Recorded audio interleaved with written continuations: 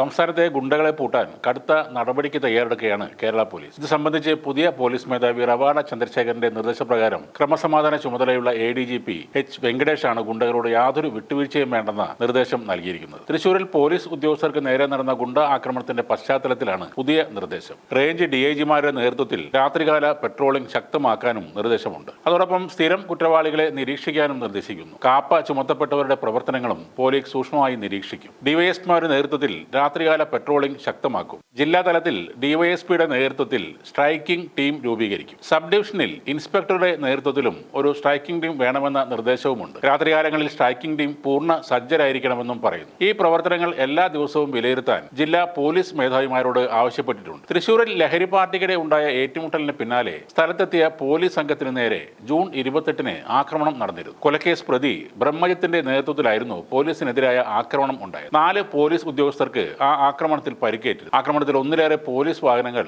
അടിച്ചു തകർക്കുകയും ചെയ്തിരുന്നു. തൃശൂർ നല്ലങ്കരയിൽ സഹോദരങ്ങളായ അൽത്താഫും അഹദും സംഘടിപ്പിച്ച ഒരു ബർത്ത്ഡേ പാർട്ടിയെ തുടർന്നാണ് ആക്രമണം നടന്നത്. സുഹൃത്തുക്കളായ ബ്രഹ്മജിത്തും എബിനും ആഷ്ലിനും ഷാർബലും ആ ബർത്ത്ഡേ പാർട്ടിക്ക് എത്തിയിരുന്നു. അൽത്താഫിന്റെ വീടിനടുത്തുള്ള ഒഴിഞ്ഞ പറമ്പിൽ നടന്ന ബർത്ത്ഡേ പാർട്ടിക്കിടെ ഈ സംഘം ലഹരി ഉപയോഗിക്കുകയായിരുന്നു. പിന്നീട് അൽത്താഫിന്റെ വീടിന് സമീപത്തേക്ക് എത്തിയ സംഘം തമ്മിൽ ഏറ്റുമുട്ടുകയായിരുന്നു. ഇത് കണ്ട് ഭയന്നുപോയ അൽത്താഫിന്റെ മാതാവ് തന്നെയാണ് ഈ വിവരം പോലീസിനെ അറിയിച്ചത്. വിവരമറിഞ്ഞ് സ്ഥലത്ത് പോലീസ് എത്തിയപ്പോൾ അവരെയും ഗുണ്ടകൾ ആക്രമിച്ചു. അതിനുശേഷം പോലീസും ശക്തമായി തന്നെ പ്രതികരിച്ചിരുന്നു. മദ്യത്തിന്റെയും മയക്കുമരുന്നിന്റെയും ലഹരിയിൽ ചില ഗുണ്ടകൾ കാണിച്ച അതിക്രമം കാരണം ഇപ്പോൾ പോലീസ് സേന ആകപ്പാടെ ഉണർന്ന മട്ടാണ്. പോലീസിനെ ആക്രമിച്ച ഗുണ്ടകൾ പരിക്കുകളോടെ ആശുപത്രിയിലായ വാർത്തയും പൊതുജനങ്ങൾ വളരെ സന്തോഷത്തോടെയാണ് ഏറ്റെടുത്തത്. ഗുണ്ടകൾ ഗുണ്ടകളെ പോലെ പെരുമാറിയപ്പോൾ പോലീസിനെ പോലെ പെരുമാറിയെന്ന് Thrissur city police commissioner R. Ilango പറഞ്ഞിരുന്നു. 2000-ൽ കൂടുതൽ പേരാണ് സംസ്ഥാനത്ത് ഗുണ്ടാ പട്ടികയിലുള്ളത്. പോലീസിന്റെ നിരീക്ഷണ പട്ടികയിൽ ഉണ്ടെങ്കിലും ഗുണ്ടകളും കാപ്പ ചുമത്തപ്പെട്ടവരും ശിക്ഷ അനുഭവിച്ചവരും ഉൾപ്പെടെ സംസ്ഥാനത്ത് വിലസുകയും സ്വൈര്യവിഹാരം നടത്തുകയും ചെയ്യുന്നുണ്ട്. ഗുണ്ടാ നേതാക്കളുടെ ആഘോഷ പാർട്ടികളും ഇപ്പോൾ വ്യാപകമാണ്. കൊലപാതക കേസുകളിലെ പ്രതികൾ പുറത്തിറങ്ങിയ ശേഷം വീണ്ടും കൊലപാതകങ്ങൾ ആവർത്തിക്കുന്നു. ചുരുക്കത്തിൽ ഗുണ്ടകളെ കൊണ്ട് ഉറക്കം നഷ്ടപ്പെട്ട അവസ്ഥയിലാണ് കേരള പോലീസ്. ആ അവസ്ഥ മാറ്റാനാണ്